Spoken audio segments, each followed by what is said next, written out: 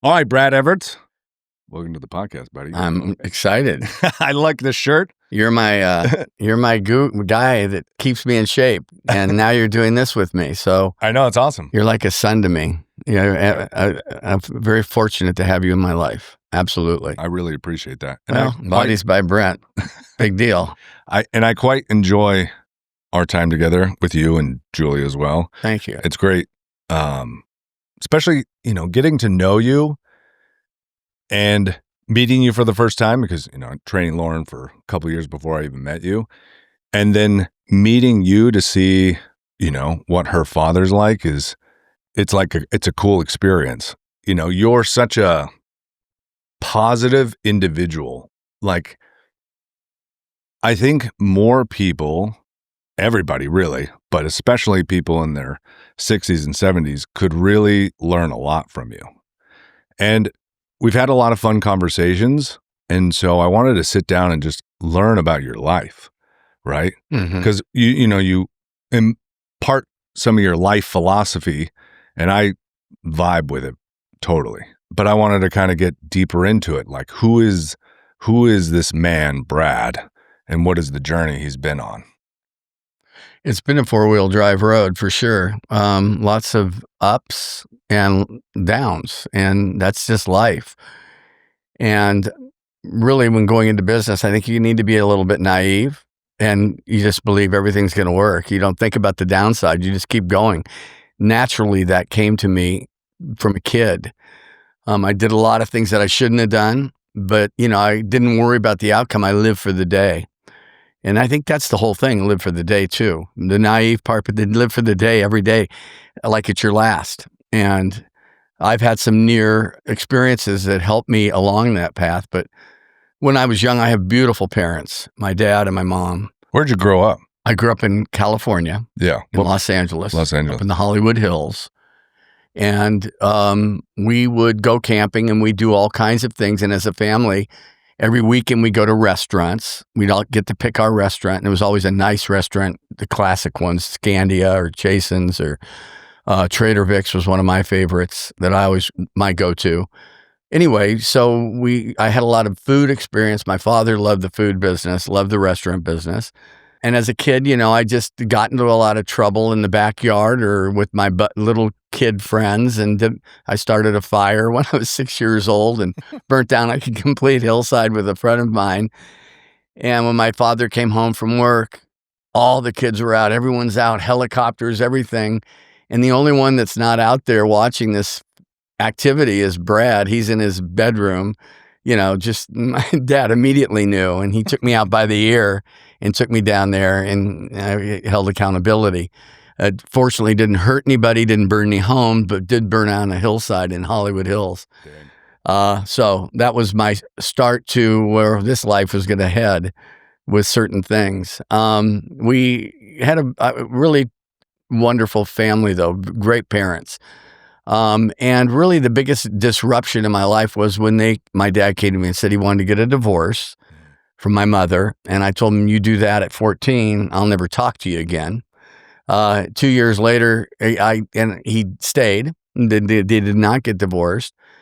He had given my mom a chance. We lived in the Hollywood Hills and my mom wanted a big house and wanted to live in Westwood Village. And my dad wanted a boat. And he said, we can get the boat or we can get the house. My mom chose the house and my dad got the boat and they split. But anyway, after 2 years, he came back again to me. I was now 15 and had gone through perils of relationships and what happens with relationships. So it was to me, it made sense more and it just happened. But as somewhere down the line in this conversation, we could talk about divorce. I'm the best person in the world to talk to about divorce because it's not a good business plan at all from a business side, from any side, from your children. At that time too, I was going into high school. And, we were still going to restaurants. When my father would come into town, we'd always go to restaurants. We'd go down to Mexico. We'd go to La Fonda. We'd go to these cool Mexican restaurants. Nice. I spent a lot of time in Mexico when I was a kid. Do you have when I wasn't supposed to be down there? Do you have favorite spots in Mexico? I do. I have a lot of them, where they make tequila, where they make mezcal. And I love Rosarito. I love Guadalupe Valley, where they make olive oil and they make wines. They've got a wine country down there now, and the homes, there's no regulation. So the homes and the buildings are incredible, and to stay in them is romantic and beautiful. Mexico's really cool. I got lost down there. Well, I'm going to go back. And so this girls picked me up in a VW to go buy some cigarettes. I did not smoke. I didn't do drugs. I wasn't into anything. How old are you now? I'm 15 years old. And they picked me up, Diane Jarvis and Sue Sprosty, God bless them, both. I wonder sometime if somehow, their parents or their sisters and brothers. Anyway, what went down is we went to Beverly Hills on Sunset Strip. And as we were coming home, Diane and I tried to squeeze in this Volkswagen Bug in the front seat. And Diane said, I'll just get in the back. And my father taught me well, and my mother taught me well to be a gentleman. And so I said, no, I'll get in the back. You sit in the front. Sue was driving. And we got on the Sunset Strip to go back to Westwood, and we hit Dead Man's Curve. And she lost, Neil Young was on the radio after the gold rush on the 8-track. And we spun out, she lost control of the VW, and we hit a Cadillac. Dead Man's Curve is by Hugh Hefner's house, is by all these big homes. So, Rolls Royces, everything, where it's right by Trader Vic's and all this, where this happened. We hit him head on, and I was knocked unconscious completely in the back seat. I was laying down, fortunately, so the bucket seats kind of stopped me. I still have some marks from the accident, but I was knocked out completely. And the only thing I really kind of remember is the lights from the ambulance, and that was it. And later that night, in the evening, I was at UCLA Medical Center. My whole life was going before my whole life, everything, all the way down to infancy. I saw God. I was praying, begging for my life. I met him and met the light. It changed me for the rest of my life because of that. But the girls, the light ended up becoming a flashlight, like you'd see in the movies, and it was a policeman. And policemen back then were what you'd think of a policeman. It was cop with this hat and old-fashioned kind of, and a flashlight. And I was begging for my life, and all the way down to infancy to goo goo gaga. And I woke up, and he said, your two friends have died. Wow. They died immediately. And I survived. So they walked out of the room, and as Brad would do, I got up off the gurney or whatever I was on, the bed, and I walked out of the hospital. I walked out of UCLA, and I walked home to my mother and woke her up. So my interaction with God was one that changed me, in that it changed me with sports, because I was the quarterback going into high school. I was going to be the quarterback. All my equipment, I had it all. And then we had this accident right before school started. So it kind of knocked me back with that. But it changed me when I'd go to parties and stuff. I was the dude that was talking about God. And when I talk about God, some of my friends had lost their parents. One of my friends in particular, Chet Bear, had lost his dad just recently. He said, well, if there's a God, why did he take my father? I have no explanation for that. But so, I was always in that kind of, I wasn't like a preacher walking around. I just was, it took me to a place where I realized and recognized the importance of life. I was the guy going out too, prior to that, with my parents' car early to go see my future wife, who I met when I was 12 years old. Wow. I'd get my parents' Cadillac or Mustang, and I'd drive up into the Bel Air from Westwood, which is a good distance, at 14 years old. I'd go out with buddies out on the freeway in the middle of the night at 3 o'clock in the morning, a good buddy of mine who's still a good buddy, and we'd go on the freeway, and do donuts and just nutty stuff. Yeah, wild. So that woke me up with all that kind of stuff. Woke me up quite a bit. So I did end up with the funerals were really difficult to attend. The FBI came to my house because the girls mysteriously had switched places in the car for some reason. I don't know why. But I don't think that I know who was driving, and I knew who I tried to squeeze in next to. So there was a big thing. It was a big discrepancy, and they would show up at my house several times at that period of time in my life. I got into high school, and I did okay. And I went into when I did okay, and I thought I might play football again in Santa Barbara. I went to school at Santa Barbara up in Goleta, and they killed the football team that year. So I didn't end up playing on the football team because they decided to do this free type concept, and so they decided and opted to cancel the football team, but do this grounding thing. I spent most of my time surfing that whole time at Santa Barbara, but I did want to go to Brooks Institute. I love photography. I loved film. I thought I might want to be an actor. I thought I was at that stage, and I really didn't know what I wanted to do. But I always loved food, and I always loved entertaining, and I loved music. And so music and photography and acting and all those things, were going through me. And I went back down to LA thinking, well, I'll jump into one of those things because it was pretty easy in LA to get back into the music business or get into movies. And fuck, man, can I swear? Yeah. Fuck, man. The parties were just too insane. Yeah. I mean, the coke and the drugs and the music. I mean, I was awesome, but I just saw that I was built a different way. I didn't belong in California or LA anymore. And so I was the dude at the parties that was asleep. I'd pretend I was asleep. I'd lay down on the floor and just kind of like pretend I was asleep while they stepped over me and partied till the dawn. And I got out of there and I moved to Arizona and started my career with food industry and getting into the restaurant business. And what I liked about the restaurant business is that you could bring things that you loved. You can bring art and decor and design. You can bring in music and the styles of music into your environment and create an atmosphere, which I still am, I think, really good at. I mean, I still have my 3,000 records. Really? I kept all my albums. Yeah. Wow. And now, they're hot, and I've got my record player and my infrared sauna.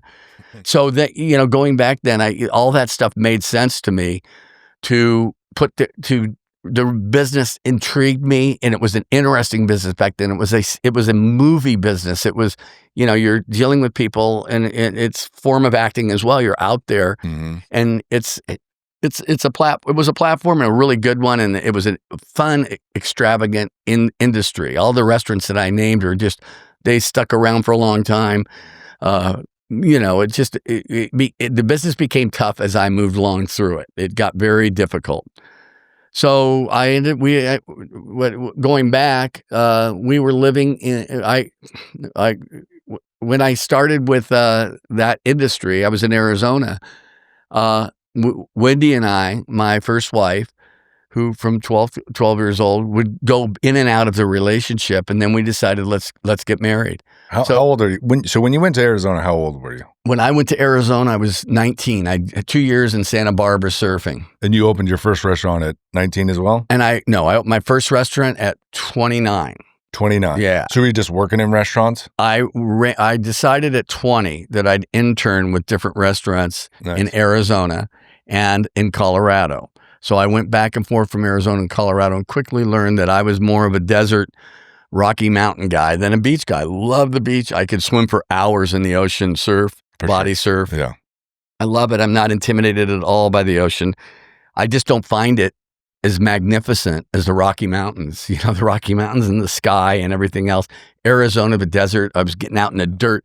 In LA, when I was doing that music scene, it wasn't cool to ride motocross or go four-wheeling or go fly fishing or do the kind of outdoor activities that come to you with the desert or the Rocky Mountains. So building my career, though, I chose at 20, 21. Wendy, again, is flying all over the world, flying upside down, doing all her crazy things, and I'm doing my thing. But we kept in touch, and I then just decided I'm going to pick one guy that's really good at the industry. And that one guy was the right guy to pick because I learned a lot from them. And then I moved to Colorado and I got even deeper into it. And from another real strong guy, once Wendy and I married, we moved back to Colorado. And that's when I started the itch. I can do this. I want to do my own. And I'm like 25, 26 years old. Wendy and I got married at 26, so I was more like 27, 28. And we decided she wanted to move back to California. I dug my heels in. I did not want to go back to California. Just did not, but did. We had Lauryn was our first daughter was a Colorado. She was born in Colorado, so she's a Coloradian for a minute. And we built a restaurant out of a dream, our first restaurant. I didn't come from I came from a really a family that was there and wonderful, but they made me work for everything. I had to work for my stuff, and I didn't go to my father for money. I didn't go to him for those things. I almost was intimidated by doing it. I always wanted to do it on my own, mistake or no mistake. I just wanted to do it on my own for whatever reason. And I give them that for instilling that in me, because that's what made me the entrepreneur and the guy that could do it on my own. So I had this dream. We drew up a business plan out of our heads and we put it together, and we headed to California with a 1-year-old daughter with an idea. And the restaurant was called Cilantro's. And that restaurant ended up being quite a challenge to get open. We had no money. To open a restaurant is very expensive, even back then. Now it's even more. And I'd never done it before. And it took me probably a year of getting the lease and almost losing the whole deal because I wasn't raising the money. Wendy going off to work and me staying at home and calling people literally out of the phone book. I mean, I had no chance to raise that kind of money. $500,000 is what we ended up raising. But all of a sudden, it started to roll. It's like siphoning gas. I had this business plan, but I didn't have any formulas to how to structure it, the partnership agreement or the subscription agreement and all the things necessary to make it a real partnership. But I went out there and I leased the space. Thank God for my first investor, who was a family member, or my best friend's dad, Bob Crandall, who's gone now, but one of the biggest, a guy that I gave my cowboy. I met him in Colorado when I was up there, and we were going to go hunting the next day, and he admired my cowboy hat with my pheasant feathers, and I took it off and I gave it to him.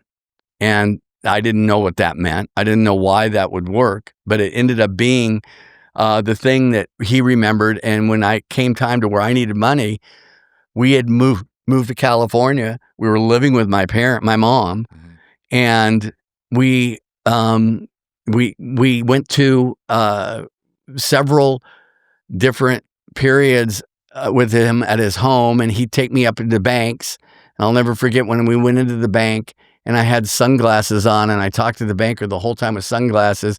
He said, "Don't ever go into a meeting again with sunglasses on with a banker or anybody inside." I mean, I never wore sunglasses again inside.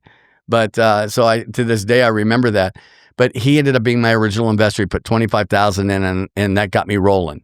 So I got the lease, and I actually that went into an escrow account. So I had to negotiate the lease with no money down. Wow. And sell them on the idea. And I sat at my home raising money out of the phone book for the rest of it, and no families, no friends, all strangers. And we ended up getting close, and we had about a week left, and we had $400,000 in an escrow account untouched, which is great practice, learning. And when we had one more 100,000 to go, the clock was ticking, and there was about 2 days left. And I had met a representative for the NFL, and I was a big football fan, big NFL fan, huge Elway fan, huge Denver Bronco fan, but all, sports. And I never would dream that I'd have investors like that in my restaurant. So I was courting these guys, and in the 11th hour, they came through with 100,000. Marvin Demoff out of Los Angeles, one of the largest, next to Lee Steinberg and him, were the two biggest that had all the quarterbacks. We had Elway and Marino, and so I had major football players as investors, and Mark Harmon and Pam Dauber, and baseball players and baseball representatives, and they had to come to my home, and I literally cooked for them in order to sell them, and I cooked them in chili rellenos. So we got our money, and I thought, wow, that's it. Life is, we conquered life. That's what you think when especially back then, maybe, because you didn't have all the social media to warn you of that kind of thought. But I'm carrying God with me the whole time still. So, I mean, I was praying while my wife's at work, I'm praying and calling out of the phone book, literally praying and promising God that I will not, I won't take my parents' car out and I won't do these things that I did, as a kid. I won't do anything wrong. I'll be perfect. Mm-hmm. So we got the restaurant. It was a huge out of the park success. We opened, I was 29 at the time when it opened.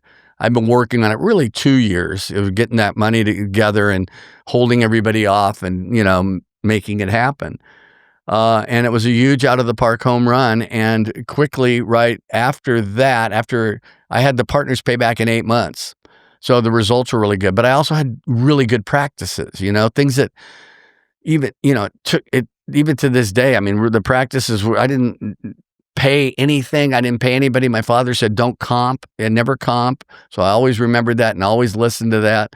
And so we were we showed really good bottom lines, which is a really difficult thing to show in the restaurant business. The restaurant business is now, especially, the margins are just Zippo.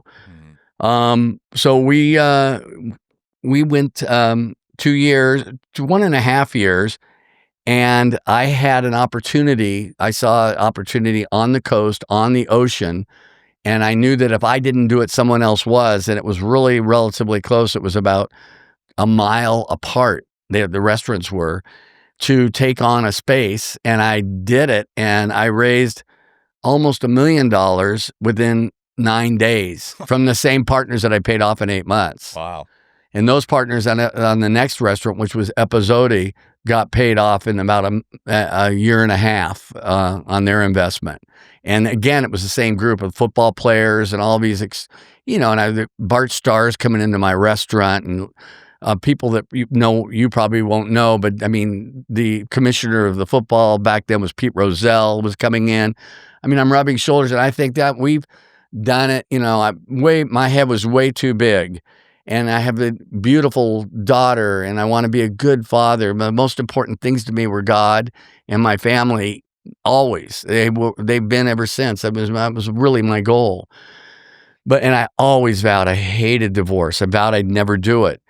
And like I said again, I would recommend anybody that's even thinking of it, look me up. I will talk you out of it. There's ways. I mean, you gotta go back to the beginning in your vows when you get to that decision-making process in your midlife, and you're rolling and everything. Because the role would have been, and you could go back and woulda, shoulda, coulda, woulda.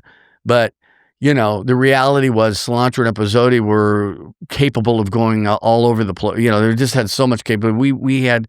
We've had Japanese come to us and wanted to do all kinds of things, but choosing a business decision and throwing a divorce in it fucks everything up. Just you make bad choices.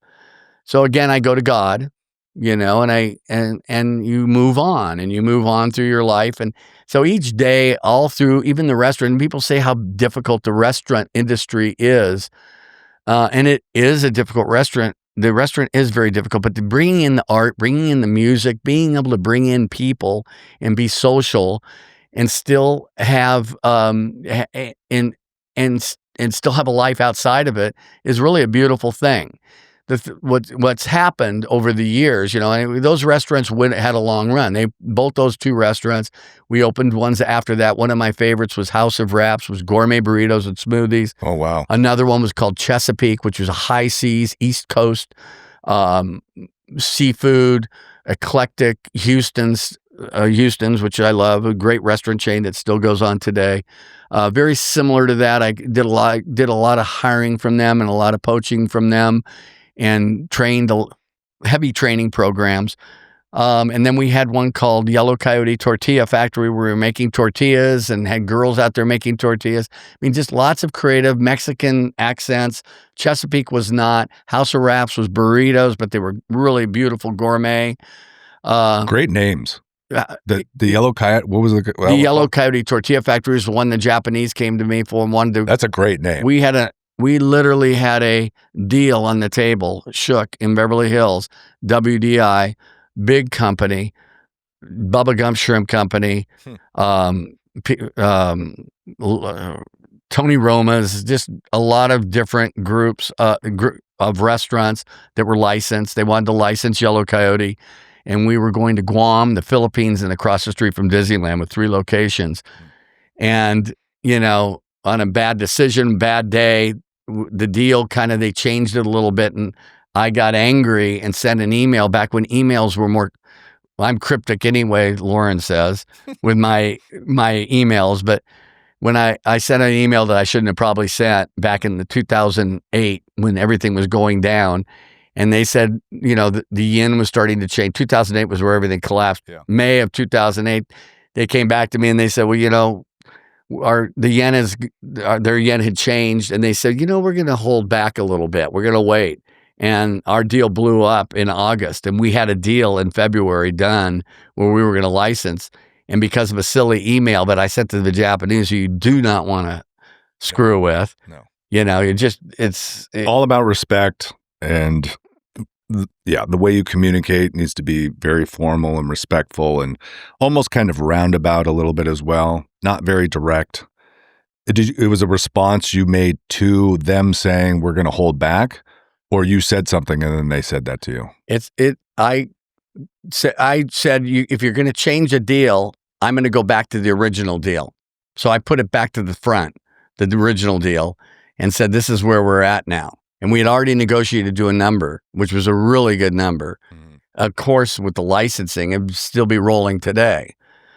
After that restaurant, then I thought I was done with. After 2008, I mean, everybody was, 2008 wasn't COVID, but it was a similar situation. But through it all the lessons, I've had to do this. I never had family. My parents were very, supportive of the restaurants. Funny enough, my mom hated cilantro. So when I opened my first restaurant called Cilantro's, I didn't think I was going to ever even get her in there to the restaurant. Mm-hmm. But when we had more children, I did and we had another daughter, Faye, and Wendy and I went into a divorce. We got divorced and disrupted everything. But I always looked for a positive, like the accident brought me to God. I mean, I found God in the accident. Mm-hmm.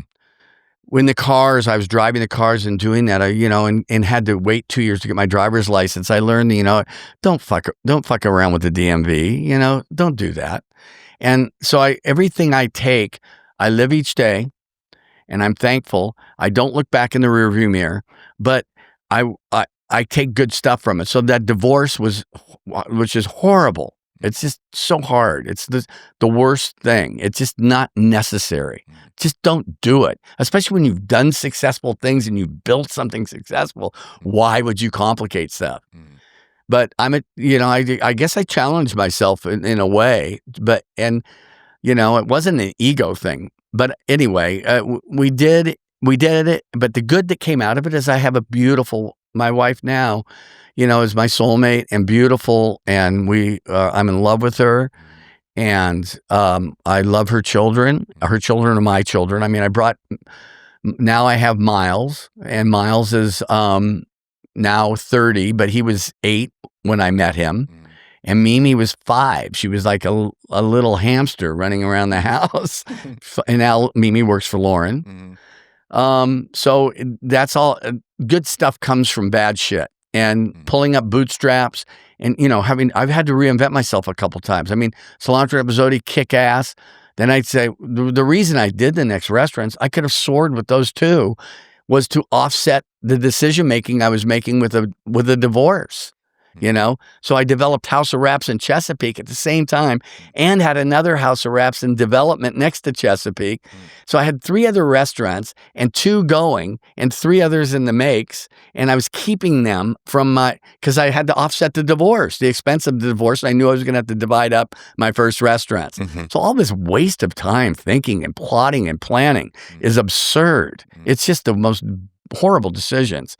Again, I got God on my team though. I mean, I always have my faith. So I think my faith is what's kept me going through all that stuff, because otherwise I'd be on an island somewhere, I think. And I would have swam there. Yeah. Anyway, so the good stuff comes from bad things. The picking up the bootstraps when times get tough. And times got tough again. we did a couple of other businesses in the interim between 2008 and 2019. Julie in 2008 lost her job she was running mini offices, and we ended up getting married in that period too. In 2007, we got married. We both collapsed in 2008 together simultaneously, but we survived and we got through it. And then I got an itch again to do another restaurant. So we did another restaurant. It was one of my favorites at the time.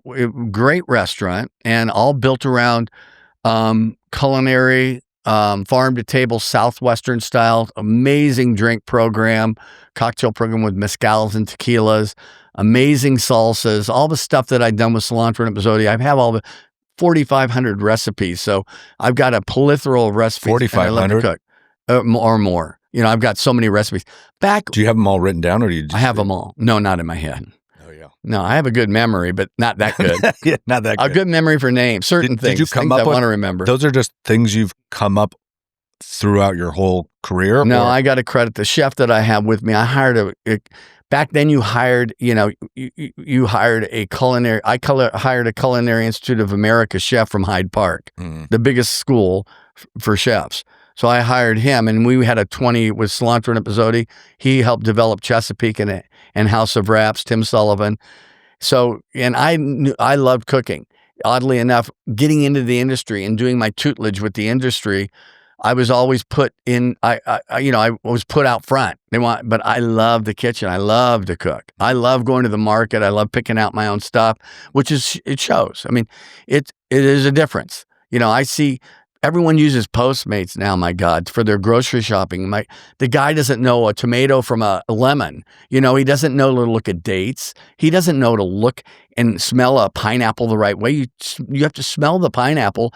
I can tell you a bad pineapple from a good one just from smelling it.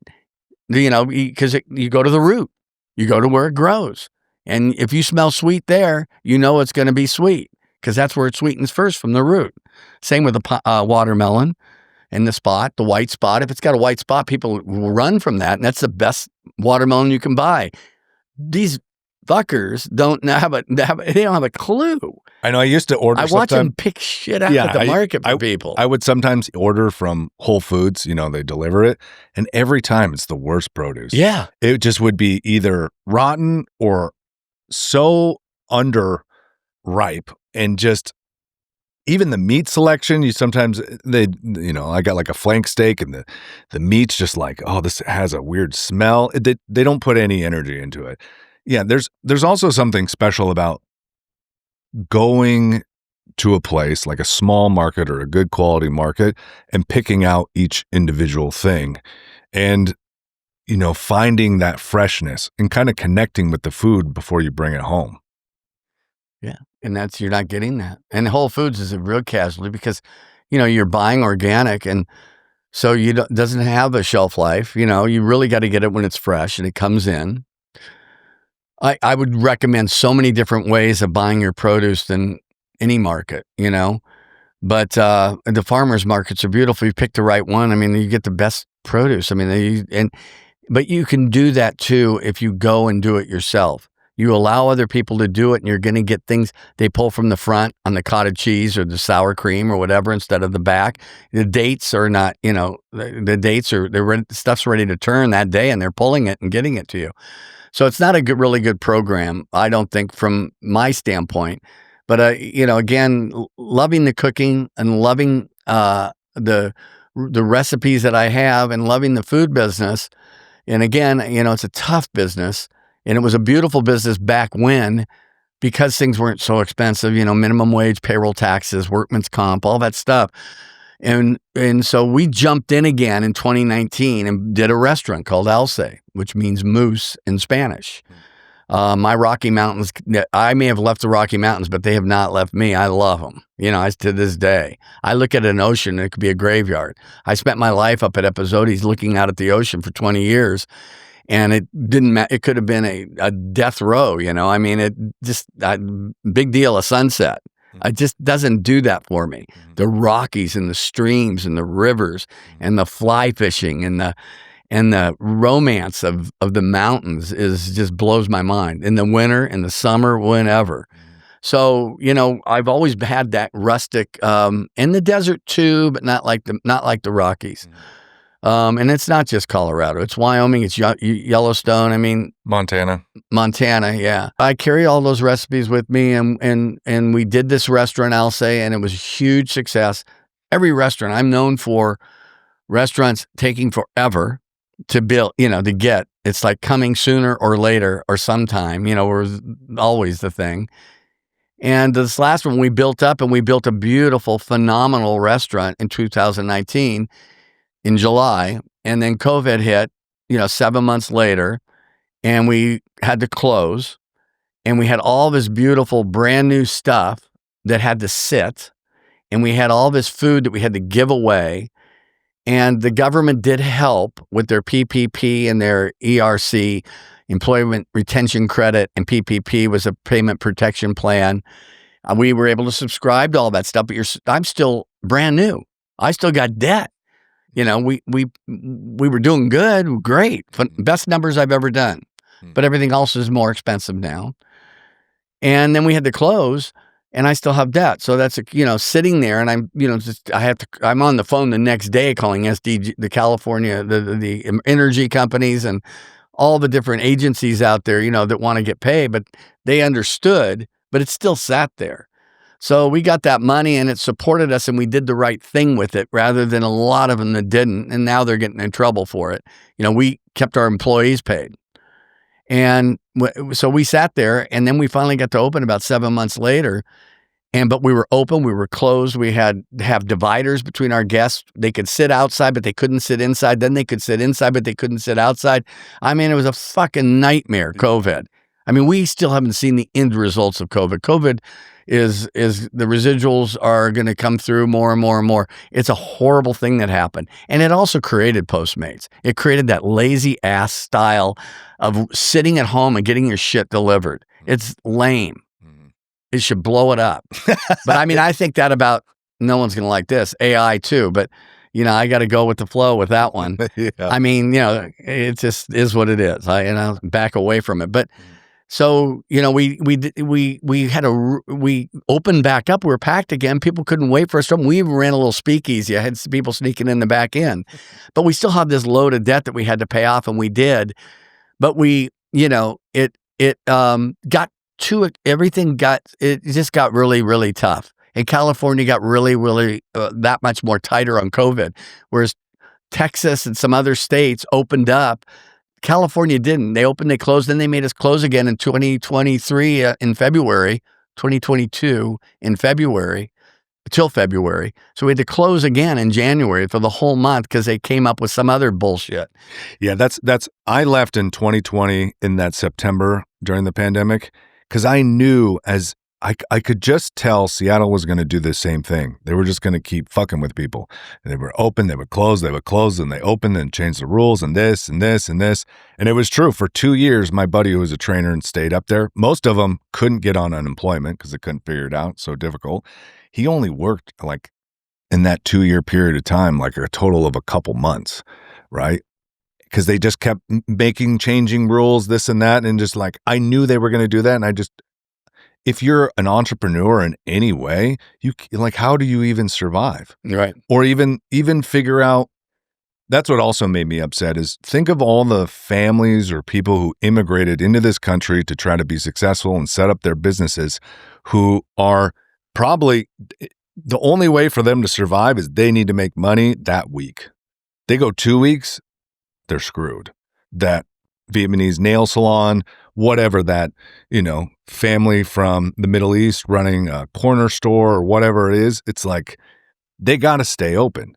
And to shut that down and not give them an option to be able to try to run their business, and they don't have a right to make that choice to choose that staying in business is worth the risk of this virus. It just really also upset me. And then coming to Texas, and you can tell me your experience, there's so much less regulation. It's more a feeling of you do you, I do me, respect everybody, but there's freedom to create and run your business, right? And people also aren't afraid to connect or collaborate here as well, which makes sense because Texas is Tejas, which I think is friendship. And so you moved out here. I did. My wife and I, after going through 2020 and the COVID experience, open, closed, schizophrenic business, reopening and finally getting on a roll again. Some of the loans and stuff like that just got too much, more than I wanted to deal with any longer in California. The red tape got stronger. The lawsuits for how you addressed your employees and, and how the things you can and cannot say, and the different types of regulations that California decided to bring, especially to an industry that had it so tough.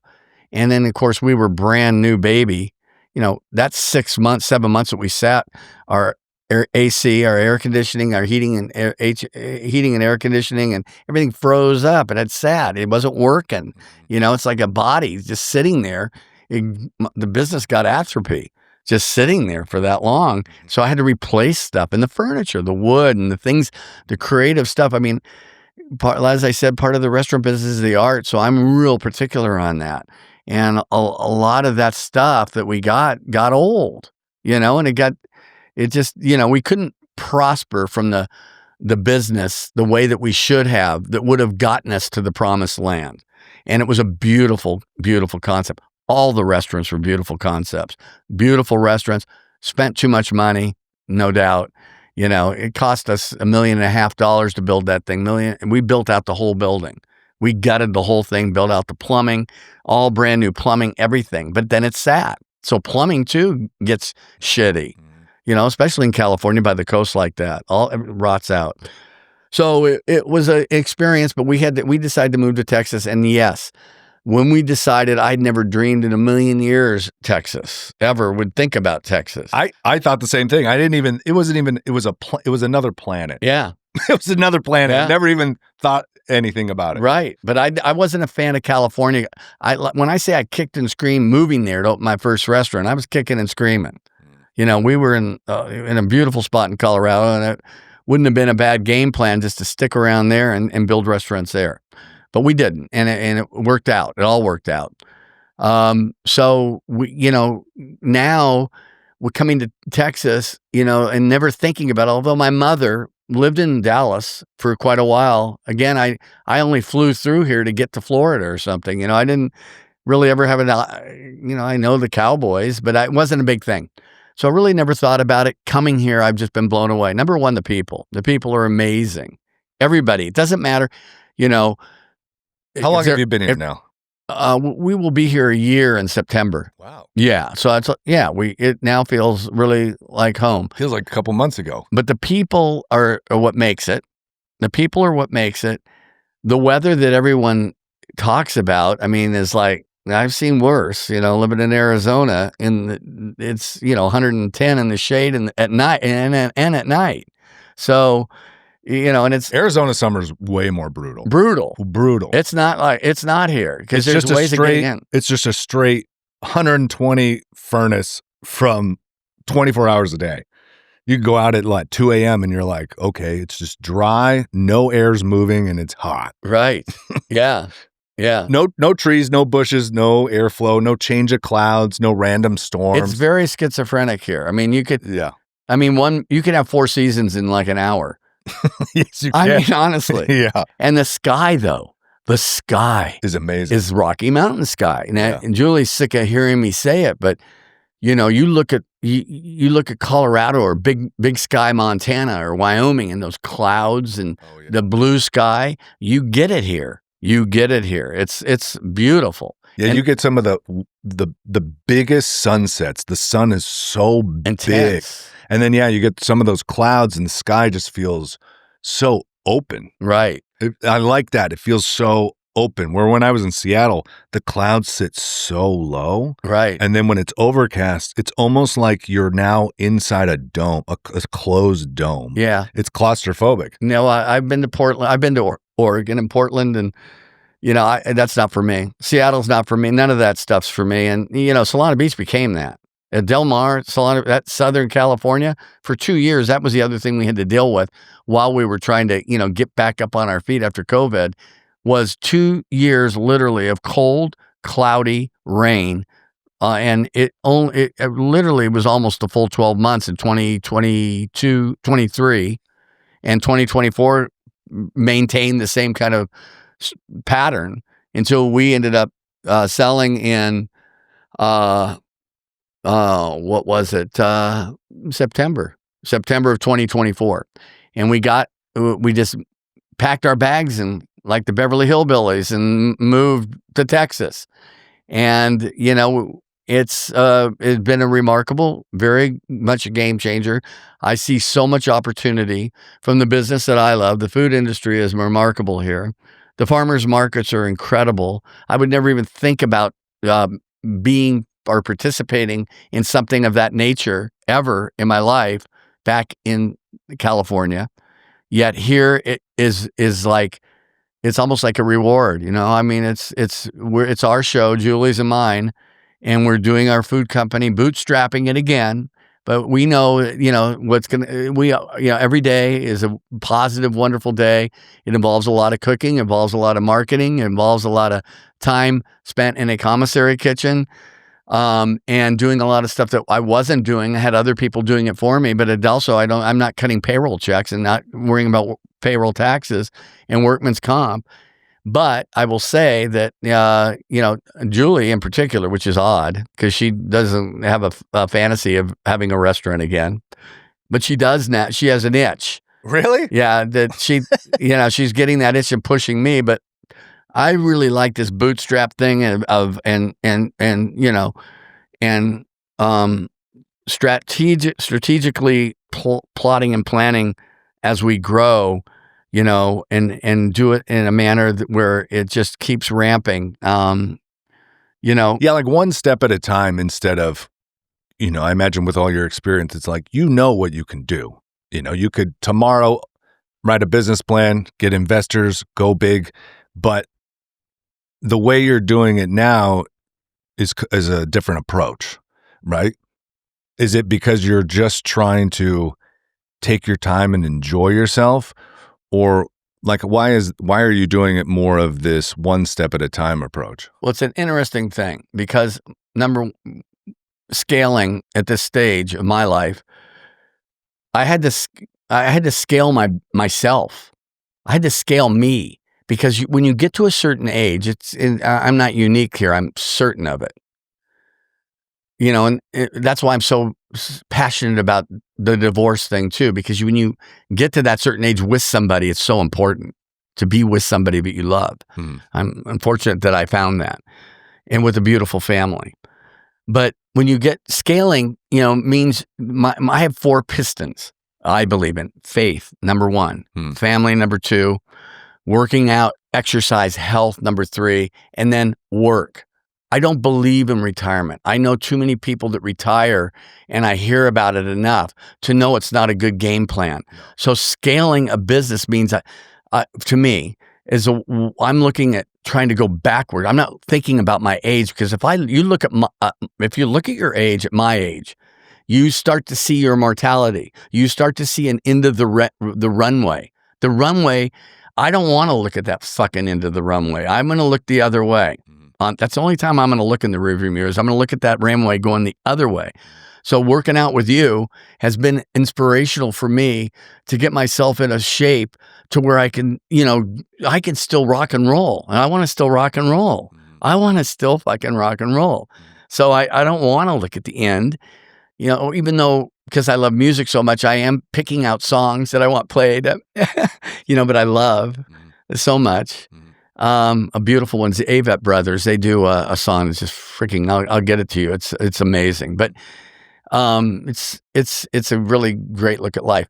But so with that, you want to take care of your body, but you got to do that with your business too, because what happens is when I was 25 and 26, developing the first restaurant, and then all the way through and building my family and everything, you're aggressive with your thoughts. Like my mom didn't want to know about the iPhone, and she didn't want to know about getting on the computer and doing stuff. There comes a time you just don't want to learn anymore. Yeah.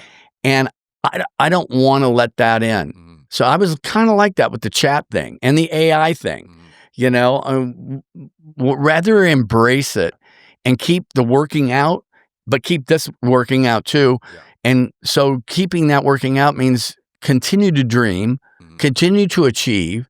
I don't feel any different, honestly, and I know you hear this all the time, than when I was 30. Mm-hmm. I know I could still beat a lot of people's asses in tennis. Mm-hmm. At 30, I could do it, and I can do it right now too. Mm-hmm. It's all in your mindset. So work-wise, business-wise, creative-wise, entrepreneurial-wise, I'm still wanting to come up with businesses. The task is, when you get to an age, you also want to reap the rewards and eat some grapes, and yes. So it's different, but I'm not letting that in so much. I'm still, with the thankful help of yourself and my daughter, my family, I'm able to continue to take care of things in a manner to where, now I need to push it up and aggressively go after, the opportunities that are out there, whether it's a restaurant, whether it's just food business and building it to $1 million business, with our pozole, with our salsas, with our margarita mix, with all of those things. I've got a plethora of other things that'll work like that are, my hands are on it. I know it's right. I'm picking out the produce literally myself to make sure it's right and making it myself with Julie and I both. Well, I think these are killer products. So I'm a salsa snob. And when I moved to Texas, I had the impression in my mind that I was like, I'm going to Texas, right next to Mexico. I'm going to eat the best salsa I've ever eaten in my entire life. When I was in Seattle, I would always only eat the ones that were fresh in little markets, right? And it would always start and there'd be small batches and they'd be good for some time. And then I remember one of my favorite ones, I can't remember the brand. I don't see it down here at all. It was great though. It had like a really hot one, a medium one, and then I don't know, another one. And it was great. And then it eventually got into Costco. Great for that brand. But then you could taste the tomatoes are more watery. The flavor's not really pungent. Like there's no pop to it anymore. So then I have to move to another salsa that came out. And there was another one I found that had big chunks. It would be really fresh and really I always judge it when it has fresh cilantro. A lot of them don't put that in there, which bothers me. And it just tasted like a garden. And that was it. And then I came down here and everything is just jarred. Jarred this, jarred that, jarred this. Not a lot of flavor, just kind of smoky or a little bit of heat, but like none of the serranos or like jalapenos. It was just, I don't know, very strange. And then I would try to find small batch, even at Central Market, and there was a couple, but they were just not good at all. No flavor. And so I've been waiting for somebody to bring salsa to fucking Texas, or at least Austin. I don't know what's going on in other places. And finally, this, like when I was a kid, I would eat salsa on everything. I would drink gallons of salsa. Milk and salsa was like my two food groups, basically. And so this salsa is amazing. And so we're going to do a little mini video so you guys can, look out for that. We're going to go to the market. We're going to film you picking out the produce. We're going to film you chopping it all up, everything, all the way to the farmer's market, right? So that'll be exciting because I think the more people can connect to food, and I think that's also why it's good for people to go to the farmer's market, because so much of your health A, you need to work out, but B, it's the food you put in, because you can work out. If you don't eat, it doesn't matter. And if you make it a ritual to go to the farmer's market, you get the connectivity with the people, but you get to connect with the individuals that are making the products, and you get to really know your food. And if you don't really know your food, you can go to Whole Foods and they can say all these nice, organic, blah, blah, blah, but do you really know? You don't really know. And I much rather buy a non-organic item from a local farm than I know how that farmer raised that animal or that produce and where it came from and the quality, and I can smell it, versus it's certified organic at Whole Foods doesn't necessarily mean anything at all. It doesn't mean it's good quality. A lot of times I don't like produce at Whole Foods. I don't like it. It doesn't do it for me. Central Market's so much better, or these other little markets, or the farmer's market. But and you being here, you like during our sessions, you talk to me like you slowly are releasing these things, and you could again explode with 7,500 products right out of the gate. But I think these are amazing products. So I wanted to talk about these salsas and other products you're selling at the Barton Creek Farmers Market. It's all in and at local pastures market, which is a boutique farmers market within a market. It's actually right from where at Record ATX. I could throw a football there. Yeah, it's a 5-minute walk. Right. And I go there all the time. The North location is amazing. It's just going to keep expanding. You know, I saw someone post the other day, a new Trader Joe's is opening up in Round Rock. It's like, Trader Joe's is garbage. Right. All of it is just repackaged like to look like small brand processed garbage. Well, on what you said, what happens and what's happened with salsa, I love making it. It's like painting a picture. It's like art. If you love to cook, salsa is a beautiful thing. It's all fresh and it's all organic if you choose it to be. Best way to get your vegetables. Right. Right. It's just it's a salad. The problem is that then the big guy buys them out, and then they put citric acid. You can get citric acid from lemons and limes and for shelf life. But the shelf life and markets don't like that. So the boutique markets are the way to go. And the salsa game is one that it's got to be a labor of love. Once you sell it, they don't give a damn. So they're going to cut corners every which way. And that's what's happened. I was shocked too when I moved to Texas. See, when you go, when I learned the industry, I learned it. I worked for some guys. One of my mentors was the guys that had Katz Deli. That's out of New York. Katz Deli and Rubens, the original ones. So, I mean, they are, if you look them up, they're good. So they're the ones with the dad behind the meat counter that puts your meat out in front of you and it shows you your meat that they just cut for you and fresh. That's what I want to be with our salsas. That's what I want to be with our pozole. And that's what we are. And we're able to do that at a farmer's market. So when I date this pozole, not everyone wants to make that. I mean, restaurants, when you go into a restaurant and you see pozole, most restaurants don't have it all the time. We had it at Alce. We've had it at our restaurants for over 30 years, our recipe. We only recently started using game in it. Elk, bison, venison, those three. Typically, it's made with pork. Sometimes it's made with chicken. Sometimes it's made vegetarian. I'm more into the meats, and I'm more into the quality of meats. So with pozole, they a lot of cans, a lot of crappy meat, a lot of fat. So you get a lot of fat because restaurants don't have the time to spend. It's a 2-day deal. Julie loses me for 2 days. Probably loves every minute of it. Now she misses me. Yeah. But it's all organic tomatillos, heirloom tomatoes, New Mexico red chilies. Ours is more of a Santa Fe, New Mexico version. We also do carrots and onion. That's the broth. That's a 3-hour process, brothing that up and getting it to the right texture. Wow. And making it right for consistency. Then the next day, we use Force of Nature meat. Force of Nature is local, regenerative, grass-fed, all organic, beautiful practice, beautiful farm. I recommend. They're here in Texas. I deal with them in their corporate office on Congress, and really wonderful people. But so we use their meat, and then the hominy we get from Santa Fe, New Mexico, and that makes the difference. Pozole is hominy. So what is hominy? Hominy is a grit. Okay. It's a grit. People think it's corn. It's not corn. Okay. It's, gluten-free. There's no glutens.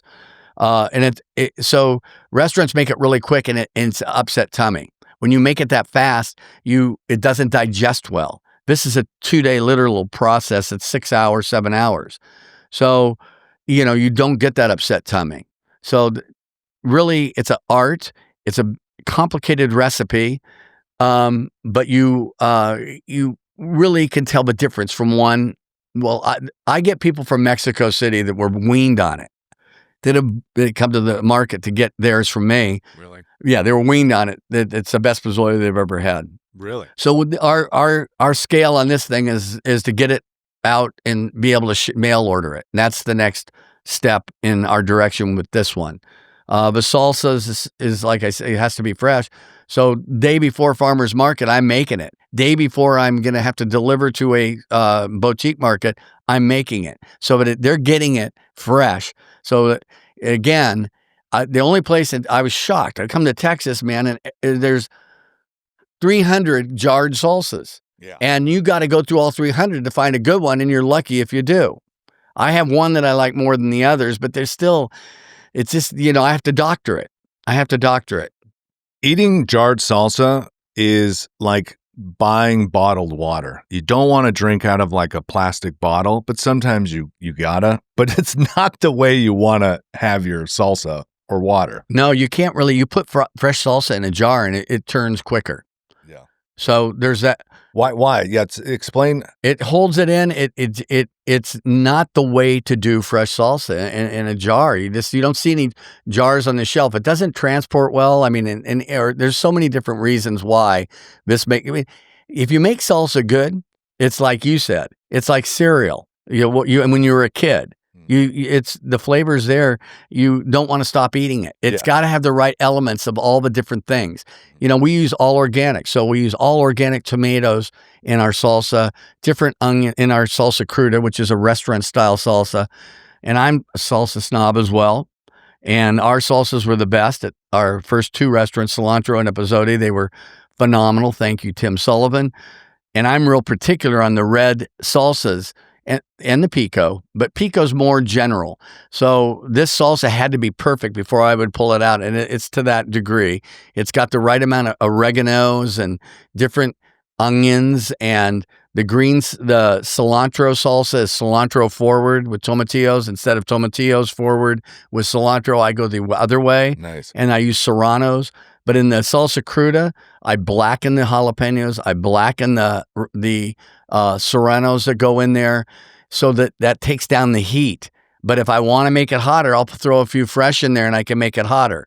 That's the beautiful thing. Regulating it without pepper or salt or some stupid stuff, using real chilies from Santa Fe, New Mexico, or from Texas. So the salsas, the fresh ones, are not good here in Texas. I saw an opening. I see an opening for Pozole. I've ordered it in the restaurants. It's, I didn't even give it to Moose, my dog. Moose, of course. Yeah. But, the meat or anything, because it's just too much oil, too much grease. And it's just all a preparation thing. And the salsas, like I said, need to be fresh. We do a gazpacho too. Gazpacho, I use heirloom yellow tomatoes, which is unique. Cucumbers, jicama, cilantro, oils, olive oil, all the best of everything. Yeah, I've never had it. I didn't even know gazpacho existed until you introduced me to it. So it's more of like the way you've explained it, it's like a soup or a salad. It's an interesting thing. It is a very interesting gazpacho. I just eat it like a thicker salsa that is kind of more salady in the sense that more greens and a little more, I don't know, texture, whatnot. Well, Julie's a huge fan of it. Gazpacho for me is difficult because all I remember gazpacho or vichyssoise is at my mother's bridge parties when I was a little kid. I'd look at it cross-eyed, looking, what the fuck is that? What's a fucking cold soup, Yeah. But we sold the crap out of it at Cilantro's, our first restaurant. So I brought that recipe back here, and I explained it to men as salsa you want to eat with a spoon. Yeah. So you want to eat with a spoon. Julie goes further into saying that she puts it on her eggs, she puts it on her avocados. She has all different methods of eating her gazpacho. It's a salsa you want to eat with a spoon, but I like them all to be that way. The cilantro salsa is more versatile in that you can cook it with chicken. We also do a pineapple salsa. I've got a zillion salsas. I've got more on the way. I've got stuff I'm going to do with chili rellenos and a papaya mango salsa with curry and ginger, and it's going to be blow away. But that's stuff to come. That was an award-winning recipe. Really? But anyway, so these salsas are intended to eat with a spoon and also be versatile. Like the pineapple salsa, you don't necessarily do a chip. You can do shrimp. You could do a shrimp skewer. You could cook shrimp. You could put it on pork. You could put it on chicken. You could put it on mahi-mahi or halibut. And you can even do what I used to do at one of our restaurants. I did a brie cheese quesadilla when squash blossoms were in season with the yellow flour on them. And I'd stick steamed squash blossom in with the brie cheese and a quesadilla and do the pineapple salsa with it. And it's out of sight. Really good. So, yeah, I mean, so we're doing the food business still. Julie's got her itch for the restaurant. I'm praying every day as I do, even coming to this studio. Pray for my family, and everybody should pray, I think, to a higher power. And it comes easy for me. And in my cold plunging or my sauna or anything, it's gotten me through my entire life. Live each day like it's your last. It's simple. My mom's slang in life was to wake each day and count my blessings, count each and every one of my blessings, and keep a smile on my face. That was her by her bedside when she passed, by her bedside as she lived. Count your blessings and keep a smile on your face. My father's was, figured out, and he was and that was good. That's good for me. It's a good balance. Honestly, I can tell you, I grew up in areas. I grew up in the music business, like I said. Those guys stayed in the music business, stayed in the film business, stayed in California, and a lot of them aren't with us anymore. Those parties, man, a lot of the musicians that I hung out with, and big guys, I saw everybody back then. But, what good is it? What fucking good is it? All that and all the thing, if you lose perspective, you ruin your body by the types of lifestyles that it promotes. Money is money is a joke, man. I mean, you need it to survive, and it's easy for me to say because I've had my ups and downs. I've had it, I haven't had it. I know it's always there, and in different ways you can do things to make it. But really, to live each day like it's your last, to have a higher power that you believe in, to have a love and a family is a beautiful recommended thing. And to work out, keep that body going, keep it going, push yourself when you're tired, push it further. Before I came today, I made sure I cold plunged and I took an infrared sauna, and did my praying. Let's share what has changed when it's come to taking care of yourself since moving to Texas. When it comes to like fitness and cold plunging and all that, I think you weren't doing that back in California, right? I was. No, I was not cold plunging and infrared sauning. By the lucky stroke of my daughter, she's given me access to that. And I'm very thankful for that. Thank you, Lauryn, very much. And Michael. Anyway, yeah, in California, what I did when I started getting successful with the restaurants, and I thought, oh, I got it made. And everybody does. I not maybe not as much, like I said, but when you think you've made it and you know everything's going to be groovy, it's not. It's this there's fucking bumps and crap that hits the fan, all the time. So when we started doing supplements, I mean, Lauren's mother and myself, we were doing all the stuff at the health stores. I was getting vitamin E, the red, it was like an ointment. You'd put it on your nose to spark. I was always looking for something to spark me because what I did, I decided I wanted to be really good at one thing. I wanted to get really good at one thing. And it wasn't golf. Golf takes too long.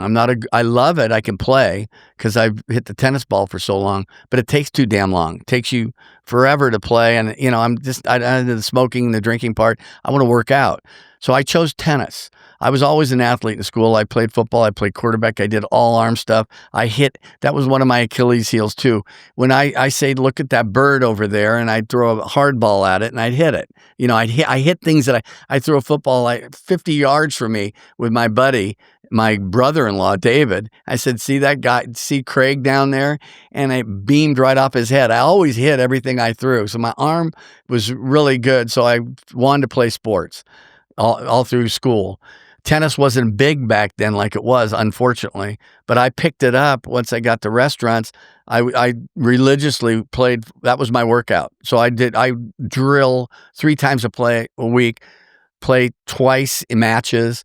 And then I started playing pro-ams. I was the amateur, obviously, with some pros. When they'd come to town, I'd be in. And Lauryn even awarded some of them awards, went to the tennis tournaments with us. I tried to get everybody into it. Now, they were so resistant. Lauryn, in Colorado, anywhere we go on trips, I would have her with a coach training her, trying to get her, because I wanted to be the grandfather, the dad that followed around in the stands, watching the pro. So I've tried to get each one. Faye, she was playing. Both of them could crack the ball. Both of them had really good hand-eye coordination, were really good. But that was my form of workout, and I've tried to imply and put it with Mimi and Miles as well. Now I'm working on the grandchildren. But for whatever reason, I get them to run from it. But I think I might have a tennis star out of Towns. Yeah, Towns might be a tennis star, and I think maybe Jagger on the other side with Faye, her son. When we have an Elon Musk too with Daxton. So we've got some different things, but the tennis was my form of workout in California. So that was my body. I wasn't interested in. I was worrying about bulking up, which is the silly thing that people do. But you don't see a lot of tennis players with a lot of what do you call it? Guns? You know, they're more lean, and there's a lot of stretching and a lot of other stuff, which you have me doing too. I mean, everything I do, they do right now, and it's all still weights and stuff like that. So the tennis was my form of workout. Swimming. I'm an avid swimmer. I love to swim. So swimming and tennis were my 2 workouts. And I'd go to the gym and I'd do a elliptical. I did love the Nordic track. That's why I always go to the ski machine with you, because I love the Nordic track. Lauryn will remember, Faye will remember. I mean, I was on that thing all the time, going at it. So those are that was my cardiovascular in my 30s and 40s, pushing forward. And then, thankfully, we got with the trainer in California, Wyatt. Shout out to Wyatt. And then you came out too, and we did some. Shout out to Lauryn and Michael too. They gave me the ability to do that. And then moving here, I've continued that, and not as much tennis as I'd like. I'm going to get back in there so I can kick some asses still, and make that part of my repertoire of workout. So that, my goal with you is we train 2, sometimes 3 times a week. I want to get you to the place where maybe you're swimming once or twice a week, and then playing tennis again. Because I think if we get that trifecta of tennis, swimming, some weights, you're just gonna feel better and better. I would just want to make you as resilient and full of energy so you can be a grandfather for 3 more decades. Wow. Right? And achieve all these things. And that's why I always kind of push to okay, let's get you guys to swim that, little goals at a time. But that's my overall vision. I mean, we'll see. I know you got a lot going on, but there's no reason we can't keep doing those things to the place where, because if I always truly believe, my mindset's always been, if I can, everybody should do weights, but a certain amount, 2, 3, sometimes people 4. And there's different ways you can do weights. You can focus on getting really strong. You focus on building some muscle. You can do it full body. There's a lot of ways, but you need to do it because you need to keep your body strong, because it allows you to do tennis or whatever it is, boxing or whatever your sport is. It's the thing that keeps you resilient on the track as a moving human vehicle, right? And then you implement the things that you naturally gravitate towards and give you energy. I just had another client, his body was just getting so run down, and he was trying to do more and more sprints. And I was like, you know what? I don't think that's for you. and he has a pool near his house. And I was like, you know what? And he was telling me he kind of enjoys swimming. I was like, just go jump in the pool and just swim however you feel until, you're tired and get out. He's been doing that, and he's like, I'm sleeping better. I'm having more energy. So as you implement those things, then your sleep's better, and you just become more vibrant. And then the creations that you want to create will come through you more. And that's some of the joy of life, is being able to create, right? And I want you to be super fit so you can do motorcycles and hunt and fish with your grandkids, right? Fly fish. I mean, I'll tell you a real quick story. When I was growing up as a little kid, people always like, girls and whatnot, imagine that they like dream of getting married. Mine was always, I always had a thought of, I just wanted to be like a grandfather. I didn't care about any of the other stuff. I think grandparents are the coolest, right? Especially if you're mindful like you are, and you're thinking about imparting wisdom, but also fun, because you get to be this individual that is wise and has experience, but you're kind of like a jokester at the same time. You're like, you don't have to be the dad. You can be the fun, but also very, impart wisdom through the fun. And that can impact a young child's life forever. Right. And I don't think I didn't, but a lot of people don't get that experience. And I think grandparents are like some of the most vital things to raising good humans. Right. And so the more you can do that, the better. And I'm sure it's amazing being a grandfather. It was amazing being a parent, for sure, and having your children. I mean, there's nothing better. So to be able to relive it again, I never for 1 second didn't want to be with my kids. And that's what makes that divorce thing so tough. But, it really is one of the best things you can ever do, is being a parent. And the next best thing is being a grandparent. And you joke about when the grandparents have the kids, they're getting all the different treats and food treats and all that kind of stuff. Not so. I'm pretty well programmed with that through Lauryn and Michael. I understand what they've done, a beautiful job. And there's an art. It goes back to all this working out and trying to get healthy. Got to keep this going too. Don't get into a retirement mode and just become a grandparent. Towns does an impersonation of grandparents, on like a walker, and it's hysterical. I don't want to be that guy. I want to be the guy that's going to take him motocross riding when he's old enough, and on their property, get some four wheels going, those four-wheel little, what are they called? ATVs or whatever. ATV type thing going, and, out into their back country and stuff like that, and horses and fly fishing and sports. Hopefully tennis, is going to be one of their choices. But yes, being a grandparent is one of the most beautiful things. Staying mentally fit is really important to being a grandparent, so that you can, literally when I'm with them, I am like I'm with my children again when they were little. And me as a father, I'm kind of like being magical. So I've always had a magical canyon for every holiday. Every holiday was a celebration. When Faye was born, I got a piñata, and we got the neighborhood friend of Lauren's, and we did a party for Faye. It was always a celebration, always something magical, dreaming, because my philosophy on life and everything that's kept me is remaining childlike. And grandchildren do that. Being a parent does it too. All the kids' books, the old movies that you stop watching, all of a sudden you're watching them again. I recommend all the old shows now for the kids instead of some of this new stuff. The old Lassie, the old Leave It to Beaver, the old Rifleman, all that old stuff, instead of this new stuff, the old black and white stuff. It's all still relevant, and it's all good messages and really healthy. I don't turn on the TV as a grandparent so much. When we're with them, it's all about magic and playing and finding magical stones or magical canyons and keeping, because doing that brings me back and keeps me with my childlike behavior and playing in the sandbox. When you think of it, I want to be amazed. I want kids to be amazed at the airplane flying by in the sky or of a train rolling down the track, like kids used, and getting dirty and playing with animals and maybe growing produce and looking at bugs and maybe hunting and fishing and all those types, and riding motorcycles and horses, getting dirty.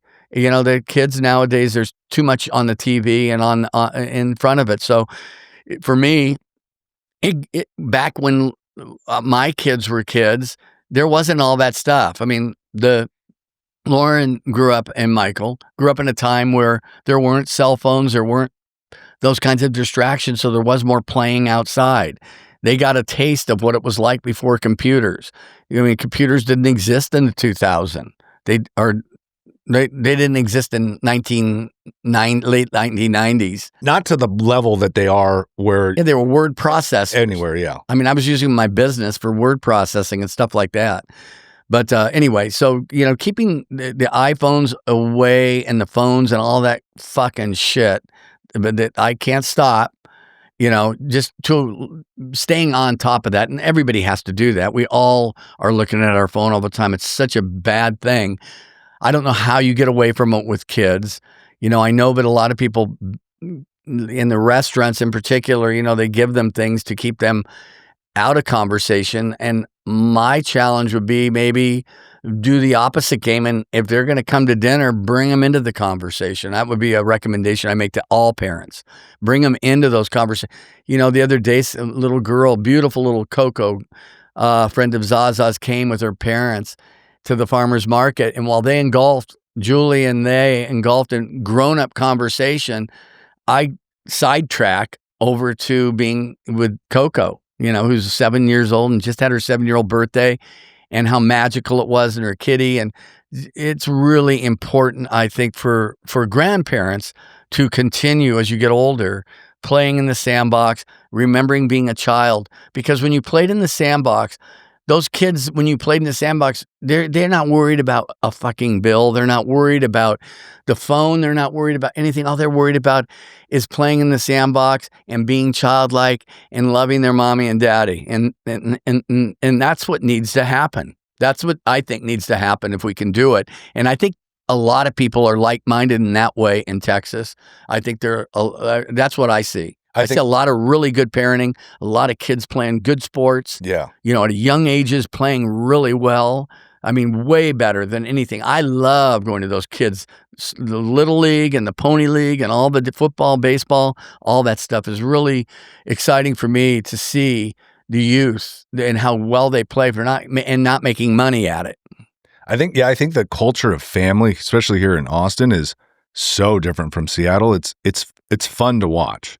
It feels like a lot more of life is about family, friends, kids, and doing things with family and kids at the same time, and vacations, and a lot of vacations. I mean, summer comes, everyone's gone, and I'm like, man, this is awesome. They're like gone month here, all kinds of adventures, all my clients. And it's great. And that's why when clients bring their kids to sessions, I try to get them to do like little workouts or play with them, because I think it's great if the kids work out alongside or just be around their parents when they're working out. Absolutely. That's why I think it's great if everybody should have a home gym if they can, because I always I started working out by working out with my dad, and it became a sanctuary for me. And it was one of the ways we bonded so deeply, where we weren't really bonding in that way. And if you can do that from a young age, and you have little girls or boys and they get to watch you, to be able to instill the enjoyment of working out at that age, they'll never not work out. And so, I have like little plastic dumbbells and stuff. I have like a plastic barbell dumbbell set that's like blue and more boys colors. So like when Towns comes, he can like start playing with that. And then I started setting up like more little games. Some kids aren't super into it and they'll just sit there and like read, and that's fine. But I want it to be, and now I've even had clients say that like their kids are so pumped to come. Like they're super excited just to come. I could only handle so many kids. So it's like one or two, it's fine. And so I think that's like you, that's such a important thing that you can impart into the kid's life. I love that. I'll be there for your kids when you have them. I'll be the guy that you could send them off to with me. Yeah, there we Camp Grandma and Grandpa. I love it. I will. So let's have those kids. I love it. Let's have those kids. Oh, one with the music, the song, the play. Yeah, and you must listen to it. It's a really good song for your dad to listen to too. No Hard Feelings. No Hard Feelings. Okay. Leaving Life with No Hard Feelings by the Avett Brothers. Avett Brothers. Avett Brothers. I'll check it out. All right, Thank you.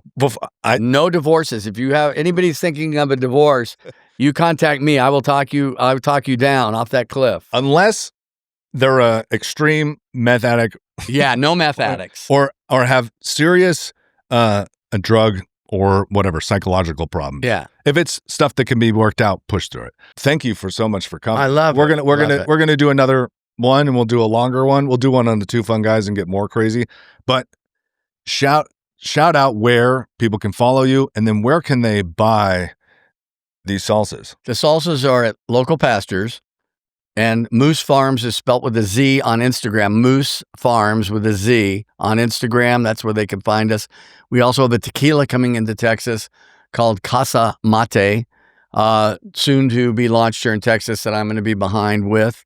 And we're looking and toying with a podcast called Tequila Standoff, which will feature Casa Mate, obviously, but lots of different tequilas and mezcals, lots of different people from Jalisco and Oaxaca, where tequilas come from. A lot of connections there with distilleries, and very interesting. And then food pairings with the tequilas and all kinds of fun stuff with the spices and the chilies and the magic of the Southwest and Mexico. And Barton Creek Farmers Market. Oh, yes. Barton Creek. Barton Creek's Farmers Market every Saturday, 9 to 1. Julie and I are there for therapy or whatever. It's the Julie and Brad show. It's like the doctor is in Lucy and Peanuts character. But no, we have fun there and enjoy it. And it's like you said about Texas, when you go to that farmer, it's magical. It's different than any farmers markets I've ever been to, any of the ones I go to here. But Barton Creek, it's all the real deal. It's all people. They're so passionate. It's like going fishing with a group of people. None of us talk to each other when we're working. Everyone's heads down, and we all are into our thing. But everything is beautiful there. The fresh, the bread, the produce, everything, high quality honeys, yogurts, the milk, raw milk, eggs. The meats are fabulous. I mean, and then us, we're there as well. It's a beautiful, beautiful setting. We meet so many amazing people there of all walks and colors. And the farmers themselves and the homegrownness of that farmer's market's very special. And local pastors is as well. They've got 2 stores. One's on North Lamar, and the other one is down closer to Old Tarf. Yes, thank you. So that's where you can find us at this moment, and then hopefully we'll get some mail service going. We have requests in Detroit, Chicago, the middle. You know, I mean, it's just a dish. The Pozole is such a dish that's unique. And so Colorado, Minnesota, Detroit, and Chicago, different locales of people that are interested in getting our product to them. So we're figuring all that out. Well, Brad, thanks so much for being here. Thank you for having me. Yeah, you're welcome. And appreciate it. I'll see y'all. I do love you like a son. I love you too, buddy. Oh, thank you. Julie does too, by the way. I love Julie too. Yeah. You're a great combo. Well, we love you. I love a you lot, too, brother. I appreciate it. God bless you. All right. See you later, y'all. All right.